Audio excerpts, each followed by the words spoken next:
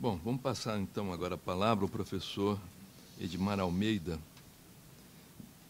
Edmar é bacharel em Ciências Econômicas pela Universidade Federal de Minas Gerais, mestre em Economia Industrial pela Universidade Federal do Rio de Janeiro e doutor em Economia Aplicada pelo Institut d'Economie et de Politique d'Énergie, IEPE, da Universidade Pierre-Mendès de France, na França. Ele é professor associado do Instituto de Economia da Universidade Federal do Rio de Janeiro, coordenador do Grupo de Economia da Energia do Instituto e secretário da Associação Latino-Americana de Economia da Energia. Desde 1993, ele dedica-se ao ensino e pesquisa, tendo como principais áreas de interesse regulação e políticas energéticas, inovação e desenvolvimento de mercado de energia. Edmar, a palavra é sua. Bom dia a todos. Obrigado, então, Álvaro, a Fies, pelo convite, né, para discutir, participar dessa mesa. Eu fui escalado aí para falar sobre o cenário e as tendências para o mercado de gás no mundo e os impactos aqui no Brasil, e olhar um pouco também para o que está acontecendo no Brasil, em função dessas mudanças, né? Eu vou falar sobre 3 pontos, né? O contexto internacional do mercado de gás, e, óbvio, vou falar um pouco de petróleo também, porque esse contexto está junto. Depois eu vou falar um pouco sobre a questão do GNL. Né? O Brasil hoje se apresenta aí como um potencial grande comprador de GNL, tem muitos projetos aí se configurando para importar GNL no Brasil. Então, a gente vai dar uma olhada nesse mercado internacional e depois avaliar como é que isso está impactando aqui no Brasil, né? Eu acho que uma questão que é importante, que eu gostaria de salientar, é que a tecnologia está surpreendendo o mercado mundial de petróleo e gás, surpreendeu, vem surpreendendo nos últimos anos e, inclusive, nos últimos meses, né?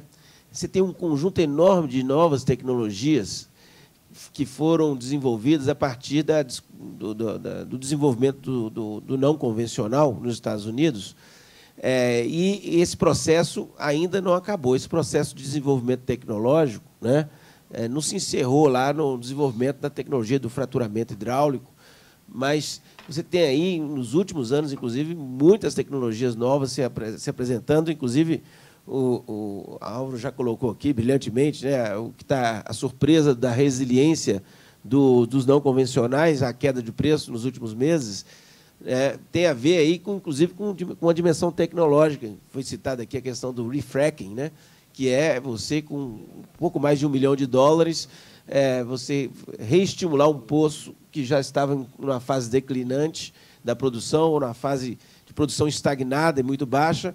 Com $1 milhão você consegue alavancar a produção desse poço, o que faz com que, mesmo com os preços de petróleo no patamar aí de $50, o preço de gás nos Estados Unidos entre $2 e $3 por milhão de BTU, ainda tem empresas investindo na exploração, né? Quer dizer, a coisa se sustenta num patamar tão baixo quanto esse. Então, isso se reflete, né, num aumento da produtividade ano a ano. Esse gráfico aqui mostra como que a tecnologia vem impactando na produtividade. Isso é um mesmo play, isso é Eagle Ford, nos Estados Unidos, e é interessante como que era a produtividade típica de um poço desde 2007, né, onde isso não era viável, a tecnologia não funcionava.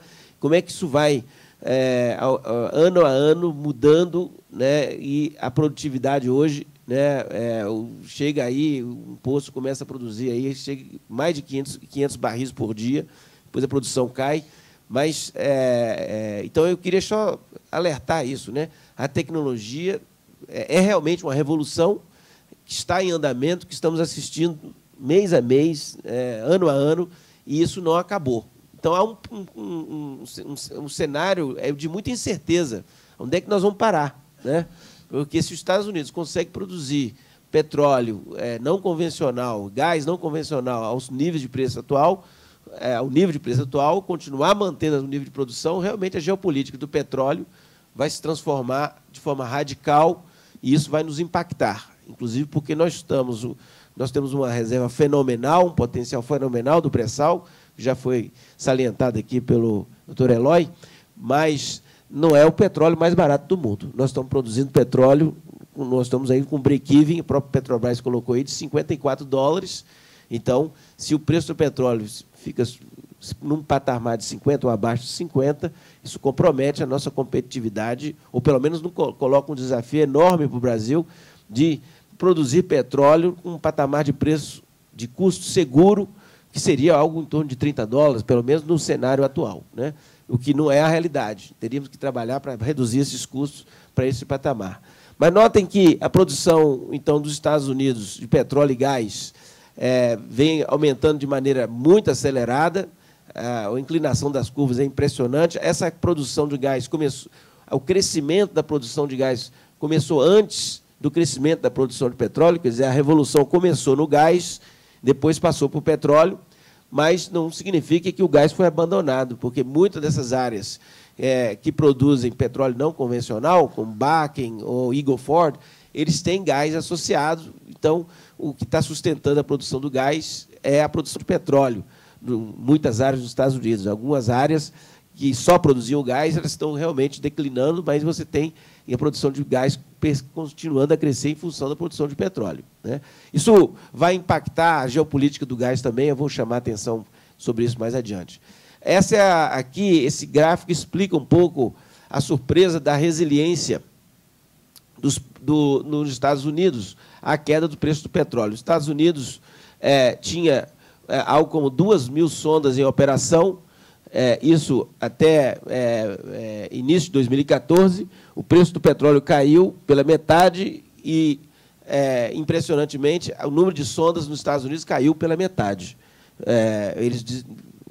O mercado é muito competitivo, caiu pela metade o número de sondas, mas as sondas que ficaram têm uma produtividade muito alta. O que está acontecendo é menos sondas atuando em áreas mais produtivas e com tecnologias de exploração mais produtivas. Então, eles estão focando nas áreas de maior potencial, o que faz com que, ainda com preço baixo, você tem áreas que são economicamente rentáveis nos Estados Unidos, e daí essa surpresa para os sauditas, né, de que o swing player americano não está acontecendo, pelo menos na velocidade desejada, né? A produção americana parou de crescer, pressão de petróleo e gás, mas ainda se mantém num patamar muito alto. Esse ano, por exemplo, nesse mês agora, nesse atual momento, os Estados Unidos, com petróleo a menos de $50, está produzindo o mesmo volume de petróleo do ano passado, onde o petróleo estava mais de $100. Então,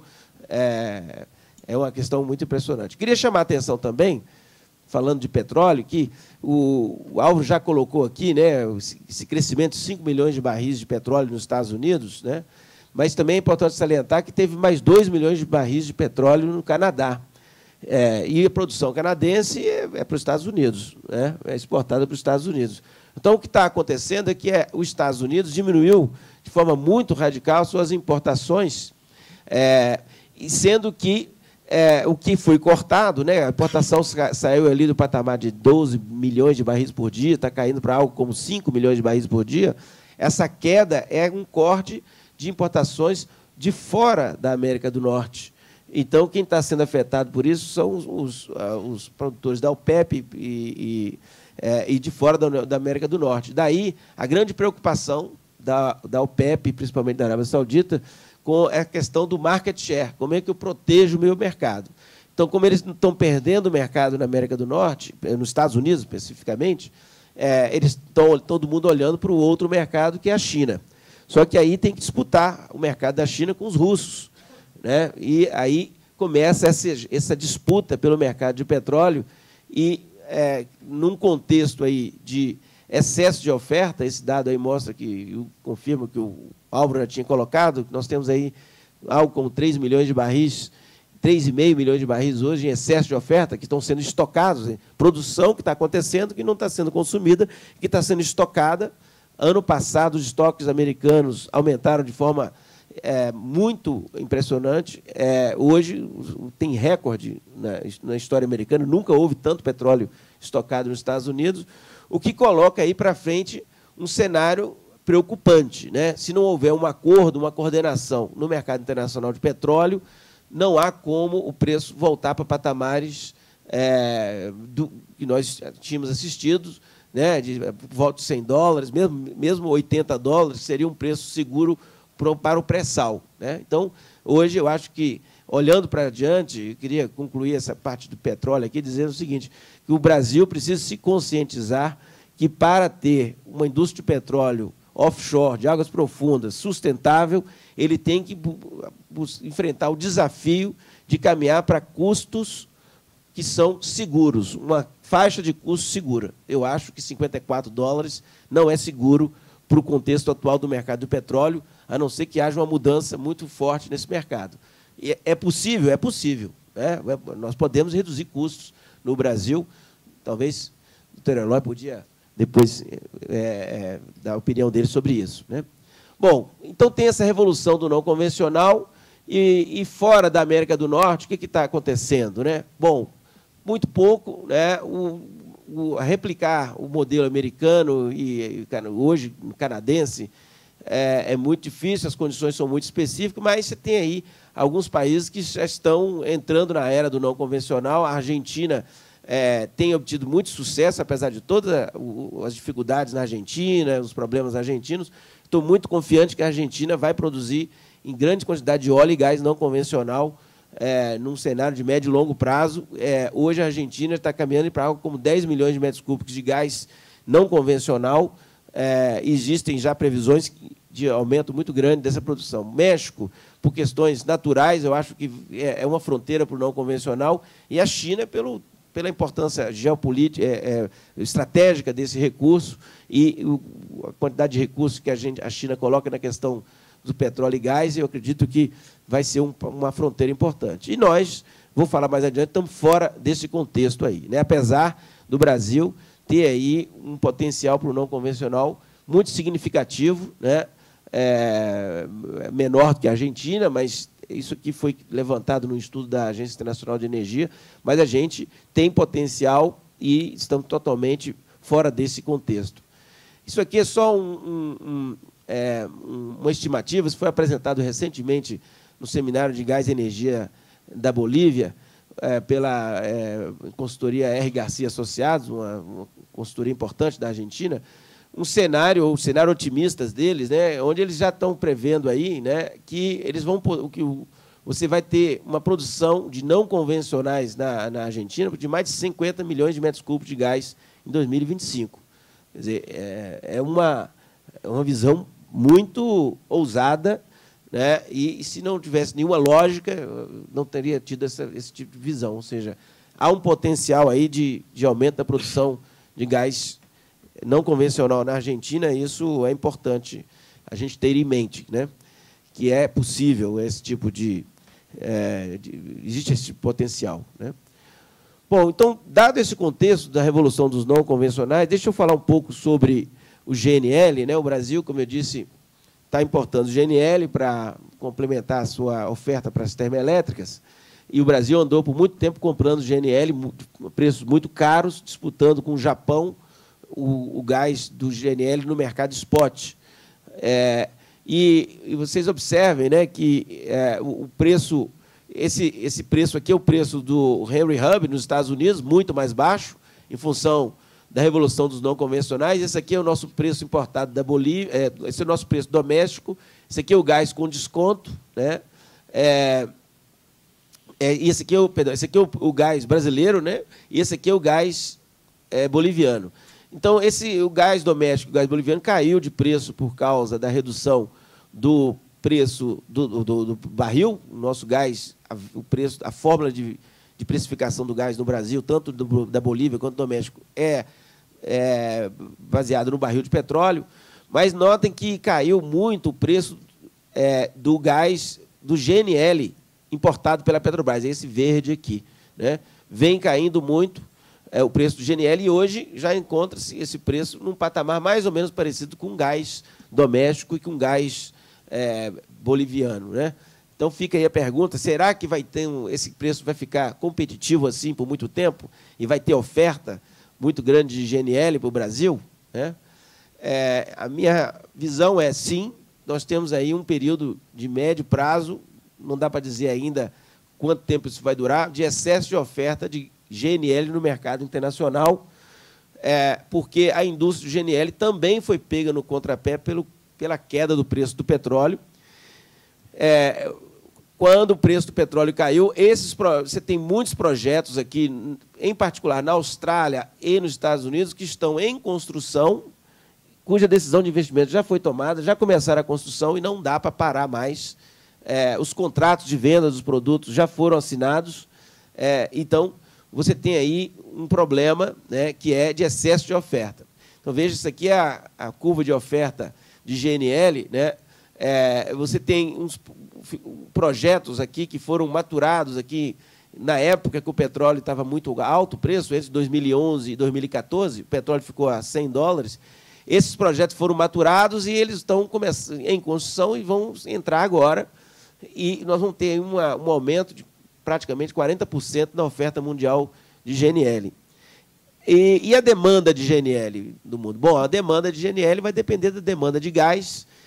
E uma das coisas mais incertas que tem qual é a demanda futura de gás no mundo, porque o gás é um combustível que concorre com os outros combustíveis, com os renováveis, com o nuclear, como no caso agora do Japão. Então, você vê isso aqui, são cenários da Agência Internacional de Energia, onde eles colocam uma visão muito discrepante em diferentes cenários sobre a demanda de gás. Mas o que é de concreto é que a demanda de gás vai depender da Ásia, porque a Europa, a demanda de gás vem caindo e, em particular, a demanda de GNL vem sendo reduzida. O GNL vamos dizer, a oferta residual ali na Europa. Então, não é a Europa o polo dinâmico da demanda de GNL. A demanda de GNL vai depender da Ásia. Essa aqui é uma estimativa de demanda para a Ásia. E nota que nessa demanda da Ásia, grande parte do crescimento vem de um país apenas, que é a China, cujo cenário de demanda é muito incerto. Né? E agora, com a desaceleração do crescimento da China, a demanda pode ser muito grande ou muito pequena. De toda maneira, o contexto atual é um contexto de excesso de oferta de GNL. Há uma grande disputa pelos mercados. Recentemente teve um leilão, por exemplo, do governo de El Salvador para comprar GNL para uma térmica pequenininha, de 200 megas, e houve uma grande concorrência para ofertar esse GNL para essa pequena térmica, todo mundo querendo vender, porque está faltando demanda para tantos contratos, potenciais fornecedores. Né? E de forma que eu vejo que os preços do mercado spot, a médio prazo, vão ficar competitivos. Né? A longo prazo, os contratos vão continuar ainda ligados ao Brent, né? Mas eu acredito que o preço do futuro, né, vai depender muito de um tema que é o custo. Esse tema, essa curva aqui mostra qual que era o custo por tonelada de capacidade anual das plantas de liquefação. E é interessante notar que você tem aqui plantas que custaram, essa aqui é uma planta da Austrália, por exemplo, que está em construção, 1 bilhão e 800 milhões de dólares por tonelada de capacidade anual, enquanto que você tem aqui a planta dos Estados Unidos, Sabine Pass, né, a um patamar de 700 milhões, quer dizer, mais do que o dobro. Nessa faixa de custo aqui, você precisa de uma margem para remunerar apenas liquefação e transporte de mais de $5 por milhão de BTU, o que não viabiliza esse tipo de planta. Então, novos projetos vão depender do faixa do custo de liquefação, voltar aqui para o patamar de 600, 500 dólares, porque senão ninguém vai decidir construir mais novas plantas de liquefação. Então, você vai ter GNL barato até digerir essa capacidade adicionada aqui. Depois que digerir, vai voltar a subir o preço do GNL no spot. Temos uma janela aí para comprar GNL no Brasil barato, que nós estamos falando aí de talvez 5, 6, 7 anos, não sabemos exatamente quanto, mas por enquanto está barato, mas o futuro vai depender desse mercado do custo das novas plantas, né? Que hoje estão muito caros. E como é que está o Brasil nisso daí, né? Bom, O Brasil é um país que está atingindo aí a autossuficiência de petróleo, estamos nos tornando um exportador e vamos nos tornar um grande exportador de petróleo, mas não há no horizonte uma perspectiva de nos tornarmos um exportador de gás ou mesmo um país autossuficiente em gás, o que é contraditório, ainda mais num país que grande parte da produção de gás é de gás associado. Então, se ao produzir petróleo produzimos também gás, por que a gente não tem autossuficiência em gás, né? Bom, porque é associado. E é importante lembrar o seguinte: nós estamos partindo, a nossa produção de petróleo é águas profundas. E águas profundas, o custo do gás é muito alto. Não é um ambiente de negócio propício ao aumento da produção de gás. Muito provavelmente, o negócio principal de quem tem gás associado em água profunda é reinjeção, né? Então, nós hoje importamos cerca da metade do nosso gás, uma parte da Bolívia e outra parte de GNL, e isso é a principal razão do nosso gás ser caro, né? Não tem como o Brasil ter gás barato sendo um importador. É assim. Se você pegar o preço do gás e olhar no mundo, país que tem autossuficiência e é exportador tem gás barato. País que é importador tem gás caro, porque o custo do transporte do gás é muito caro. Então, se você é exportador, o custo de oportunidade do gás no país é mais baixo, né? Então, você vai ter que vender mais barato, porque para tirar o gás do Brasil custaria pelo menos 3, 4, 5 dólares. Então, por que você vai vender mais caro no Brasil o gás, né? Então, então, nós temos que nos tornar autossuficientes se a gente quiser ter gás competitivo. Essa é a mensagem que eu quero trazer para vocês, né? Bom, então, a nossa oferta vem de 3 lugares: ou é o gás do pré-sal, né? Ou é gás da Bolívia, ou é gás em terra, ou é GNL. Qual é o problema do pré-sal? O problema do pré-sal é que, muito provavelmente, é mais negócio para as empresas reinjetarem o gás do que investir no escoamento de um gás a 300 quilômetros da costa, profundidade de 2.000 metros de lâmina d'água, tendo que antes ter tratado esse gás para retirar o CO2, porque o gás do pré-sal é contaminado com CO2. Então, na plataforma, eu tenho que colocar um separador de CO2, o que é um negócio caro, né? E depois ter que disputar mercado aqui. Se eu conseguir trocar gás por óleo lá na plataforma, lá no campo, eu vou preferir essa opção. É muito mais simples, muito mais lógica do ponto de vista econômico. E o que está acontecendo hoje? Essa opção está vingando, né? Não se sabia, há pouco tempo atrás, se isso seria viável, porque existia incerteza sobre a dinâmica dos reservatórios, dos carbonatos, do pré-sal. Então, havia muita dúvida se reinjeção era uma coisa favorável. Mas eu não sei, eu não tenho a resposta para essa pergunta, mas eu suspeito que seja uma coisa favorável, porque o que a gente assiste é um aumento muito forte da reinjeção de gás nos últimos 2 anos. Para vocês terem uma ideia, nós injetávamos, por volta de 2010, 2011, menos de 10 milhões de metros cúbicos por dia no Brasil todo, né?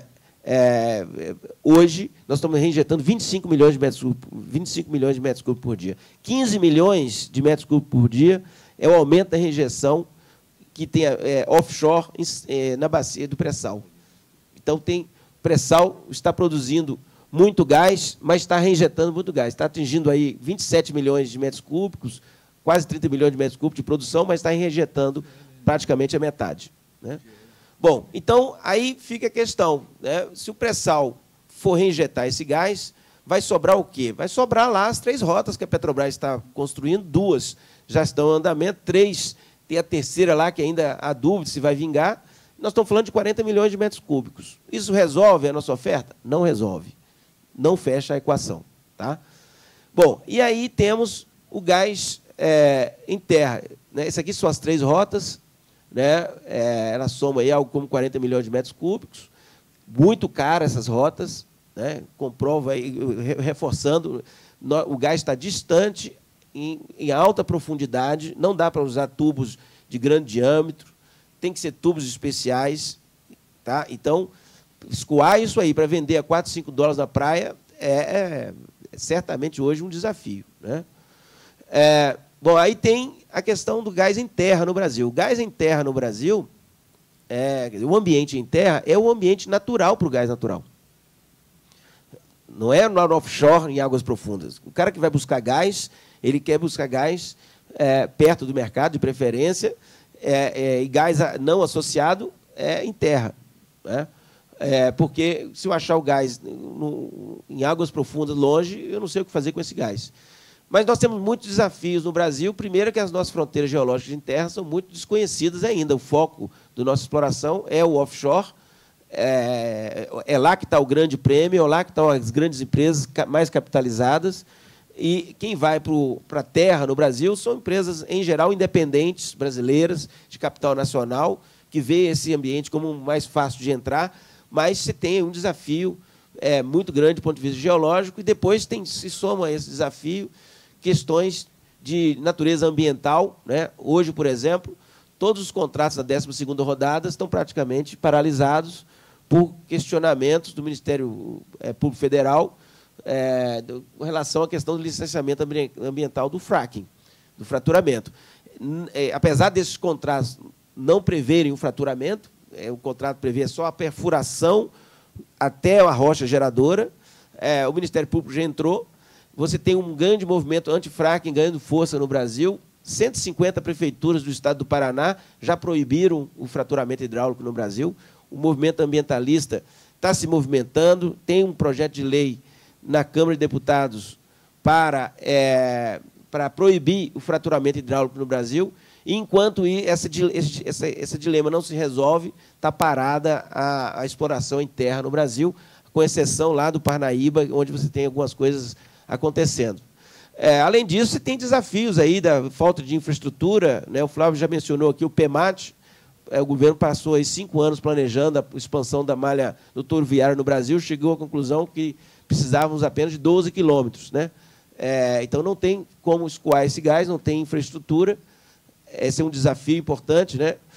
Financiamento, as empresas são empresas nacionais, grande parte delas não tem fluxo de caixa, porque elas ainda estão só focadas na exploração. Aí o que aconteceu é que fechou a janela do private equity, do mercado internacional, está muito difícil trazer o dinheiro para o Brasil, as empresas não têm dinheiro. Então, é isso que está acontecendo, elas vão ser vendidas, aí vão ver se alguém compra e investe nisso daí, né? Então, é importante que a gente se conscientize, e acho que a Fiesp tem um papel importante nisso daí, pode jogar um papel importante, de que gás competitivo no Brasil, abundante competitivo, não vai vir, né, de um ambiente onde não é para isso, que é o offshore, águas profundas, gás associado, contaminado com CO2. O gás, o ambiente natural dele é produção em terra. Mas, para isso, precisa de enfrentar os desafios do gás natural em terra, né? E aí, o primeiro é essa questão dessa polêmica que está aí, dos não convencionais no Brasil, né? O Brasil vai ter que decidir se fica ou não no mapa dos não convencionais. Pode decidir, o Congresso pode que não quer os não convencionais e pronto, acabou a história, vamos, então, explorar o sol convencional. Mas, hoje, por causa desse problema, dessa polêmica do não convencional, se proibiu a exploração do convencional também. Na Bahia, por exemplo, você não pode fazer, os contratos estão paralisados em função dessa questão, né? E se a gente resolver não ficar fora do não convencional, tem um longo caminho de aprendizado pela frente para você atrair empresas, disseminar conhecimento, né? Buscar uma visão convergente sobre o não convencional no Brasil, né? O IBAMA fala uma coisa, o Ministério pensa outra coisa, a ANP pensa outra coisa, né? Enfim, capacitar o Estado para entrar nesse desafio dos não convencionais. A gente fez um estudo no Grupo de Economia de Energia e sobre o potencial, a partir do plano decenal de energia, a partir dos modelos que a gente desenvolveu sobre viabilidade econômica de projetos de exploração, e a gente acha que o Brasil tem um potencial importante se investir minimamente na questão da exploração em terra, para aumentar a produção de gás em terra no Brasil e caminhar aí para um horizonte de autossuficiência. Nós temos esse potencial, né? No entanto, hoje, né, em função do que está acontecendo com a Petrobras, nós estamos vendo aí que o governo prevê para a oferta de gás no Brasil, e mesmo com essa oferta aqui, né, você ainda precisaria de Bolívia, quer dizer, não atingiríamos autossuficiência. Isso aqui é o plano decenal de energia, né? Essa oferta está totalmente defasada. Nossa modelagem lá sobre produção de petróleo, de gás no Brasil, com o atual plano de negócio, sem contar com a redução do investimento da semana passada, que a Petrobras anunciou, estava aqui entre 140 e 160 milhões de metros cúbicos por dia, muito abaixo dos 206. Ou seja, nós vamos nos tornar, nesse horizonte, se o país voltar a crescer minimamente, num grande importador de GNL. Não é à toa que, depois da China e talvez da Índia, é o país que tem o maior número de projetos de plantas de regaseificação de GNL no mundo. Estamos nos tornando no Japão, né? Só que sem a renda do Japão, né? País pobre que importa GNL não dá muito certo. GNL é o gás mais caro que tem. Não vai ser o gás mais barato, tá certo? O gás mais caro que está aí no mercado é o GNL. Qual é o grande problema? É que ele vai ficar em promoção por algum tempo. Vai ficar em promoção por uns 5, 6 anos, o pessoal vai se animar, vai comprar GNL, mas daqui o Brasil voltando a crescer, resolvendo os nossos problemas, 2020, 2030, nós estaremos aí dependentes ainda mais no gás, e de um gás caro, o que vai colocar um desafio enorme para a gente daí, né? Então, a mensagem é essa: nós temos que estar alerta para essa questão da autossuficiência em gás. O GNL é uma janela, mas pode ser aproveitada, mas a gente não pode ficar ancorado nesse GNL, porque, no longo prazo, porque isso pode colocar problemas muito sérios para a gente, né? E lembrando que esse gás competitivo vai desestimular ainda mais a exploração no Brasil, né? Quando você faz estudos, por exemplo, sobre viabilidade de campos não convencionais, por exemplo, esse estudo nós fizemos lá no IBP ano passado, e publicamos um artigo sobre isso, menos de $7 não dá nem para começar a conversa. Bom, se o gás está a 6, então isso vai desestimular os investimentos.